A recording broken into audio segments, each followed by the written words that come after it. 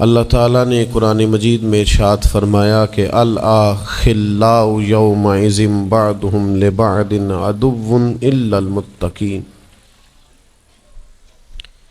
فرمایا بڑے گہرے دوست بھی قیامت والے دن دشمن بن جائیں گے سوائے ان کے جو پرہیزگار ہوں گے۔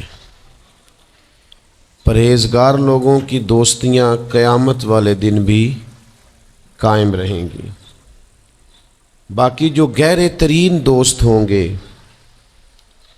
وہ قیامت والے دن دشمن بن جائیں گے۔ الا المتقین، سوائے پرہیزگاروں کے۔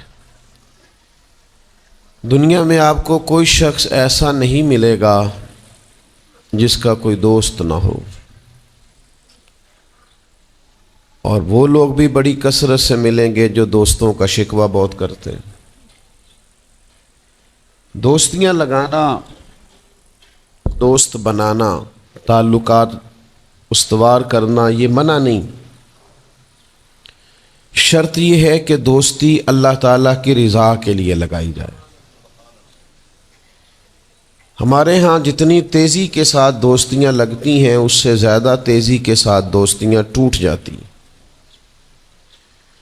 اس کی سب سے بنیادی اور اہم وجہ یہ ہوتی ہے کہ ہمارے ہاں دوستیوں کا جو معیار ہوتا ہے وہ دنیاوی لالچ ہوتا ہے۔ ہم اپنے مخصوص مفادات کی خاطر دوستی لگاتے ہیں، اور جب تک ہمارا وہ مفاد پورا ہوتا ہے تب تک تو ہم اس دوستی کو قائم رکھتے ہیں، اور جہاں ہم محسوس کرتے ہیں کہ اب یہ مفاد پورا نہیں ہو رہا وہاں ہم شکوہ، شکایتیں، اعتراضات شروع کر دیتے ہیں، اور اس کا نتیجہ یہ نکلتا ہے کہ بڑی محبت سے شروع ہونے والی دوستی بھی بڑی تیزی سے ٹوٹ جاتی۔ تو میرے بھائیوں یاد رکھیے گا کہ دوستی اور تعلق قائم رکھنے کے لیے سب سے اہم اور سب سے بنیادی ضرورت یہ ہے کہ دوستی محض اللہ کی رضا کے لیے لگائی جائے۔ اللہ کے پیارے حبیب صلی اللہ تعالی علیہ وسلم بیان فرماتے ہیں، حضور فرماتے ہیں قیامت والے دن اللہ کی بارگاہ سے یہ اعلان ہوگا کہ کہاں ہیں وہ لوگ جو میری رضا کے لیے آپس میں محبت کیا کرتے تھے۔ رب فرمائے گا جب آج میرے عرش کے سائے کے علاوہ کوئی سایہ نہیں ہے تو میں انہیں اپنے عرش کا سایہ عطا کروں گا، کیونکہ وہ میری رضا کے لیے آپس میں دوستی کرتے، میری رضا کے لیے انہوں نے آپس میں محبت کی۔ تو دوستی کا سب سے پہلے تو یہ سٹیٹس بنائیں کہ اس کے اندر محض اللہ کی مرضی، اللہ کی رضا کے لیے ایک دوسرے سے پیار، منفعت نہ ہو اس کے اندر، کوئی بھی دنیاوی لالچ کوئی بھی نہ ہو، ہرس نہ ہو، ہوس نہ ہو، طمع نہ ہو، ذاتی مفادات نہ ہو۔ جب ان سے بالاتر ہو کر لوگ دوستیاں لگاتے ہیں تو وہ دوستیاں قائم رہتی ہیں۔ اللہ کے پیارے محبوب صلی اللہ تعالی علیہ وسلم نے فرمایا قیامت والے دن کچھ لوگ ایسے ہوں گے جن پر انبیاء اور اولیاء رشک کریں گے، ان کے چہرے 14ویں رات کی طرح چمک رہے ہوں گے، انہیں نور کے ممبروں پہ بٹھایا جائے گا۔ یا رسول اللہ اتنی فضیلت ان لوگوں کو حاصل ہے، یہ کون لوگ ہیں؟ تو حضور فرماتے ہیں یہ وہ لوگ تھے جو جس سے بھی دوستی لگاتے تھے، پیار کرتے تھے، محض اللہ کی رضا کے لیے کرتے۔ تو اللہ تعالیٰ صبح قیامت انہیں اعزازات سے نوازے گا، شرف سے نوازے گا، فضیلت سے نوازے گا۔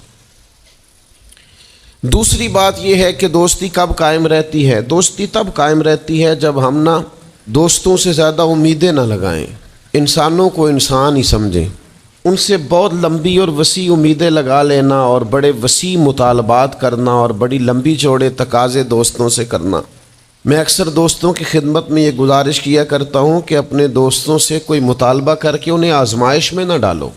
تم نے اپنے ہی دوست کو لا کر پل صراط پہ کھڑا کر دیا ہے، بیچارہ اس طرف جائے کہ اس طرف جائے۔ ان سے کوئی ایسا مطالبہ کرنا جو ان کی پہنچ سے باہر ہو، ان کی حیثیت سے بڑھ کر ہو، ان کی طاقت سے زیادہ ہو تو اس کا مطلب یہ ہے کہ آپ نے اپنی دوستی کو خود آزمائش میں ڈال دیا ہے۔ آپ اتنے لمبے چوڑے تقاضے نہ کریں، آپ محدود سا لوگوں کے ساتھ تعلق بنائیں۔ وہ جی میں اس کے اتنا کام آیا ہوں تو اب اس کو اس سے ڈبل آنا چاہیے، تو آپ نے دوستی کی نہیں، آپ نے تو تجارت کی۔ اگر آپ کی محبت ہوتی تو پھر تو آپ کا انداز اور ہوتا، جب تیرا حکم ملا ترک محبت کر دی، دل مگر اس قدر تڑپا کہ قیامت کر دی۔ تو یاد رکھیے گا کہ آپ حکم جب آ گیا، جب آپ محسوس کریں تو اس وقت پھر آپ اس چیز کو سمجھ جائیں۔ تو دوستیوں کو کبھی بھی آپ کٹہرے میں کھڑا نہ کریں، تعلقات کو کبھی بھی آزمائش کی بھیٹ نہ چڑھائیں۔ اس طرح کا ماحول نہ بنائیں جس میں آزمائش پیدا ہو، جس میں تکلیف بڑھ جائے، جس میں کرب کا احساس سامنے والے کو ستائے۔ کوشش کریں گنجائش رہے ماحول کے اندر، آسانی رہے، وسعت رہے۔ تیسری بات یہ ہے کہ اگر آپ محسوس کرتے ہیں کہ دوستی کو چلانا ہے تو پھر صرف اسی چیز کو نہ یاد رکھیں جو چیز آپ کو آج میسر آ رہی ہے اور آج آپ کو انکار ہو رہا ہے۔ اس سے پہلے جو دوستوں نے بڑی وفائیں کی ہیں وہ بھی تو یاد رکھیں نا۔ ہمارا یہ ماحول ہوتا ہے کسی بندے نے 99 دفعہ نیکی کی ہے، ایک دفعہ انکار کیا ہے، تو ہمیں ایک دفعہ کا انکار تو یاد رہتا ہے لیکن 99 نیکیاں یاد نہیں رہتی۔ یہ بہت بڑی زیادتی ہے۔ آپ کو اگر اتنی لمبی چوڑی اس کی نیکیاں فراموش کرنے میں 1 منٹ نہیں لگا تو پھر آپ نے دوستی کس مقصد کے لیے لگائی تھی؟ آپ اس کو سمجھیں، اس کو آپ محسوس کریں۔ تو میں نے یہ دیکھا ہے زندگی میں کہ لوگ چاہتے ہیں کہ روز ان کا مطالبہ پورا کیا جائے، روز ان کا مطالبہ پورا۔ ہمارے ایک دوست تھے، بزرگ تھے، تو وہ سلسلہ طریقت کو چلاتے تھے۔ خانقاہ نظام کو، نظم کو لے کے چلنا مشکل ہوتا ہے۔ تو ان کے ایک مرید نے شکوہ کیا، اس نے کہا کہ حضرت پہلے آپ بڑا وقت دیتے تھے، اب آپ ٹائم نہیں دیتے۔ تو فرمانے لگے پہلے میرے بچے 1-2 تھے، اب درجنوں میں ہو گئے، اب وقت بٹ کے ملے گا نا۔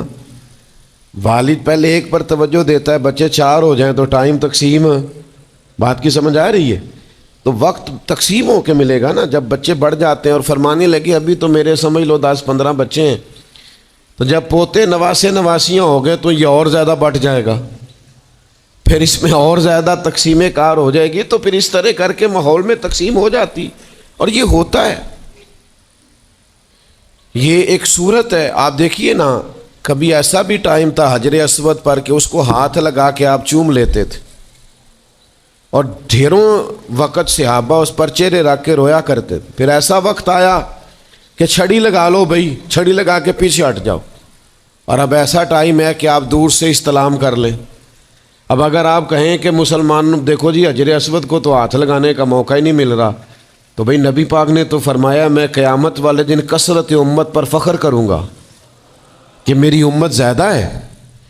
تو یہ تو تعداد کا بڑھنا، یہ تو کثرت کا ہونا، یہ تو باعث ناز اس کو سرکار نے کہا۔ اب آپ دائروں میں محدود کرنا چاہتے ہیں، آپ اس طرح کا ماحول بنانا چاہتے ہیں کہ کوئی شخص مقید ہو جائے، وہ اس دائرے سے باہر نہ نکلے، تو یہ تو بات درست نہیں ہے۔ تو کوشش کرنے کا مقام یہ ہے کہ آپ دوسروں کے لیے بھی گنجائش پیدا کریں، دوسروں کے لیے بھی آسانی کرنے کی کوشش کریں، پھر تعلق برقرار۔ اور پھر آپ پچھلی نیکیاں بھی تھوڑی یاد رکھیں کہ اس سے پہلے اس نے بڑی نیکی کی، بڑی محبت کی، تو پچھلی نیکیاں بھی دوستوں کی یاد رکھیں۔ صحیح بخاری سے ایک حوالہ عرض کرتا ہوں، نبی پاک صلی اللہ تعالی علیہ وسلم کا نا ایک راز لیک ہو گیا۔ حضور مکہ مکرمہ پر حملہ کرنا چاہتے تھے، تو ایک خط لکھ کے دیا گیا ایک عورت کو کہ جا کے پہلے سے آگاہ کر دو مکے والوں کو کہ تم پر حملہ ہونے والا ہے۔ اس عورت نے وہ خط اپنے بالوں میں چھپایا اور وہ نکل گئی۔ اللہ تعالیٰ نے محبوب پاک کو اطلاع دی، حضور علیہ الصلاۃ والسلام نے حضرت مولا علی کو 2 صحابہ کے ساتھ بھیجا، فرمایا مقام خاک پر تمہیں ایک بی بی ملے گی، اس کے پاس سے خط ہے جو کفار کی طرف جا رہا ہے، اسے گرفتار کرو، وہ خط لے لو اور واپس آ جاؤ۔ حضرت مولا علی شیر خدا رضی اللہ تعالیٰ عنہ وہاں پہنچ گئے، اس خاتون کو گرفتار کر لیا، اس کو کہا وہ خط دے، وہ کہنے لگی میرے پاس تو نہیں ہے، کوئی خط نہیں۔ تو حضرت علی فرمانے لگے چونکہ میرے نبی نے کہا ہے تو خط تیرے پاس ہی ہے۔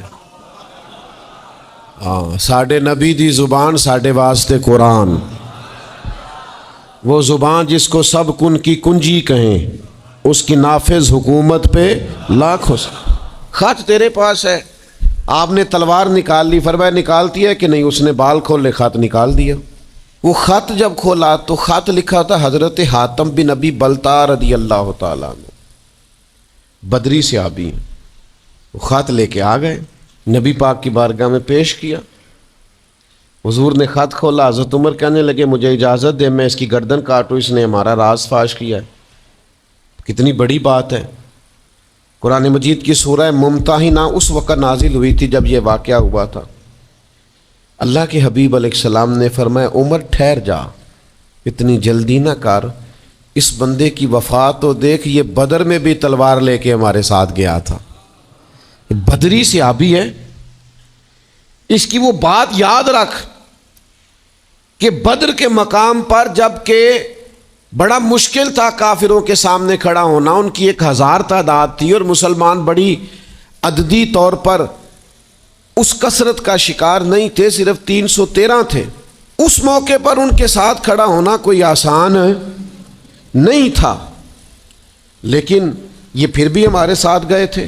تو حضرت عمر رضی اللہ تعالیٰ عنہ جب چپ کر گئے تو اللہ نے قرآن نازل کیا، کہا اے ایمان والو یہودیوں اور عیسائیوں کو اپنا دوست نہ بتاؤ۔ تو حضور فرمانے لگے دیکھ لو عمر، اللہ نے اسے مومن کہہ کے پکارا ہے، اللہ نے بھی اسے۔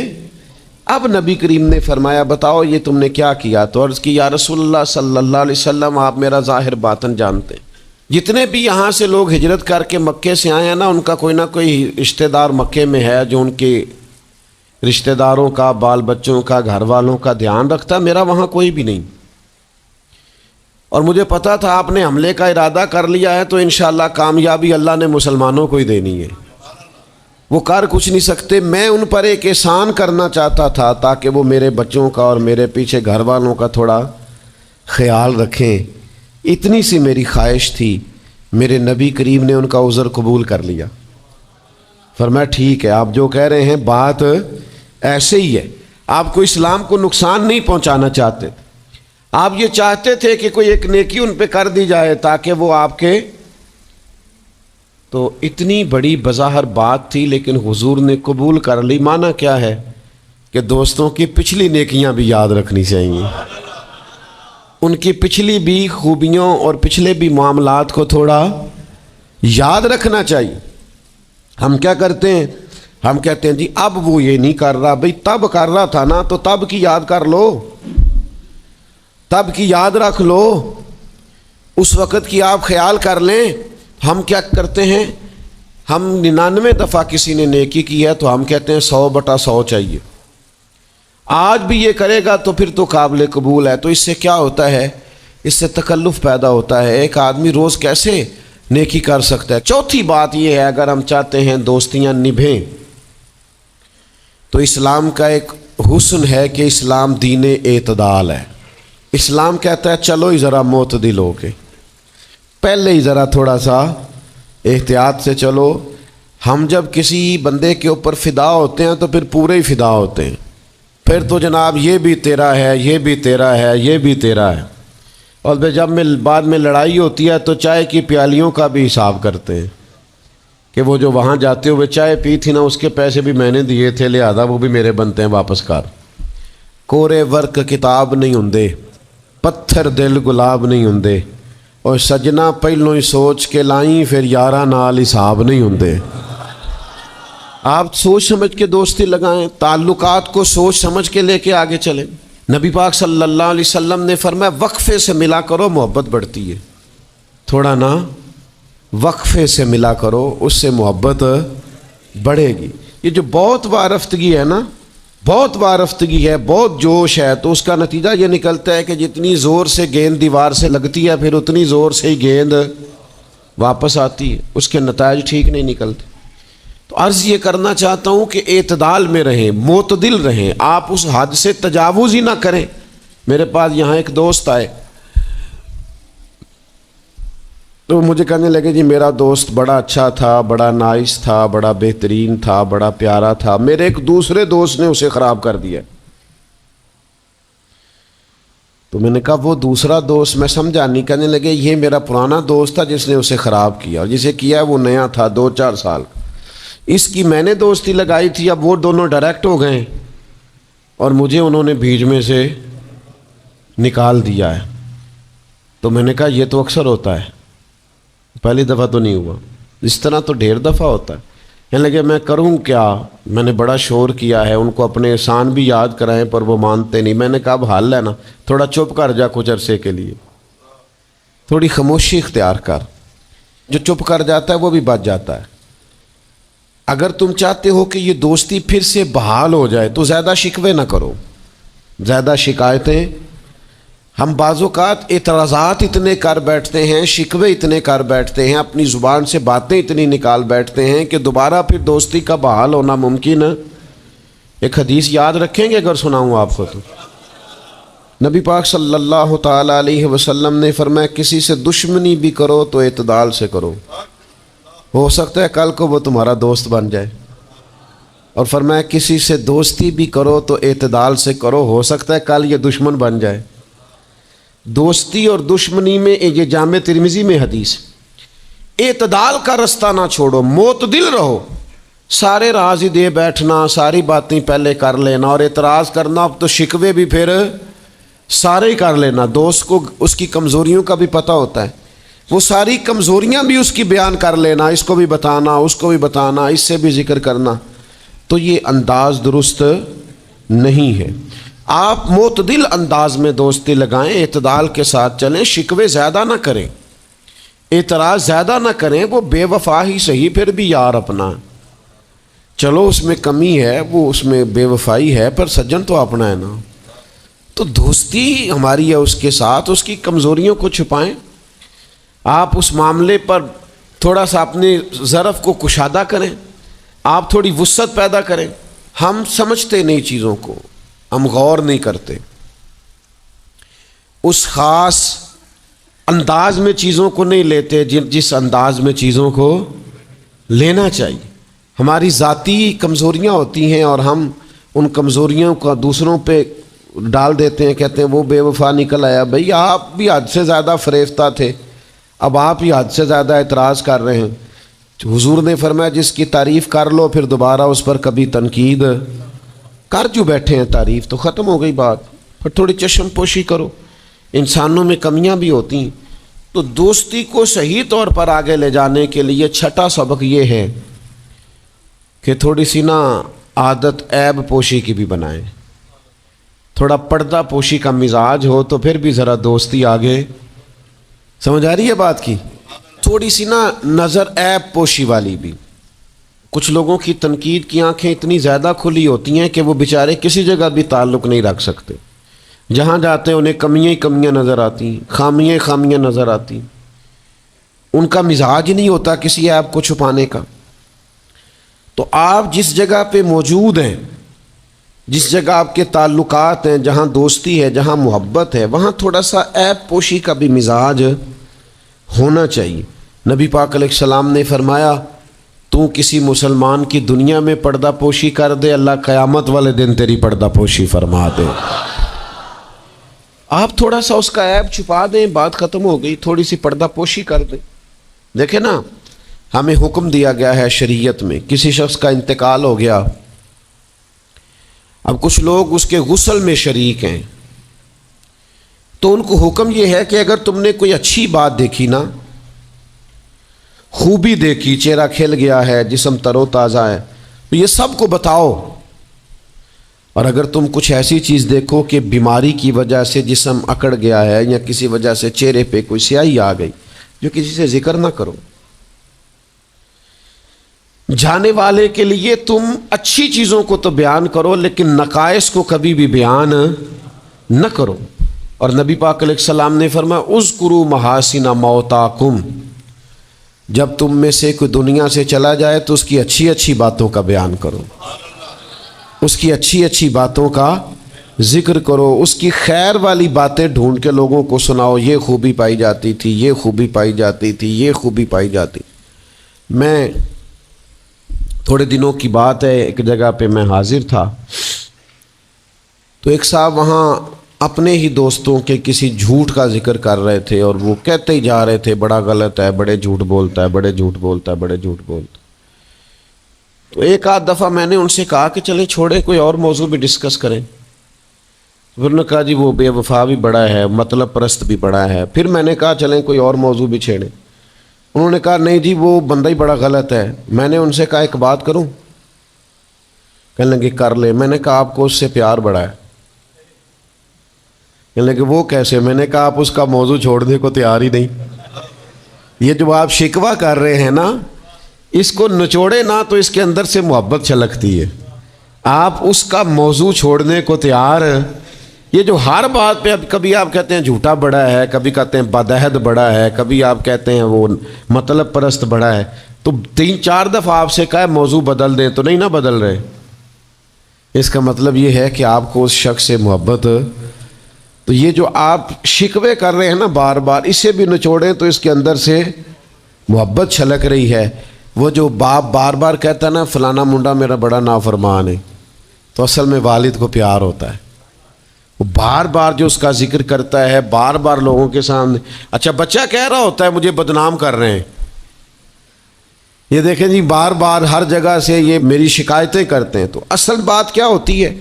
اصل بات یہ ہوتی ہے کہ اس بندے کو اس سے محبت بہت زیادہ ہے، وہ چاہتا ہے اس پیار کے سبب سے، اس محبت کی وجہ سے کہ وہ بار بار اس کا ذکر کرے، بار بار اس کا تذکرہ کرے، تو تھوڑی عیب پوشی کا مزاج بنائیں، تھوڑا درگزر کی طبیعت بنائیں، تھوڑا ماحول کے اندر اس طرح کا مزاج لے کے آئے۔ ہم دوستوں سے میں اکثر ایک بات کرتا ہوں، ہم نہ صرف خامیاں یاد رکھتے ہیں، خوبیوں کا ذکر نہیں کرتے۔ اس کا نتیجہ یہ نکلتا ہے کہ ہماری دوستیاں تیزی سے ختم ہوتی ہیں، تعلقات زیادہ دیر پا ہوتے نہیں، چلتے نہیں۔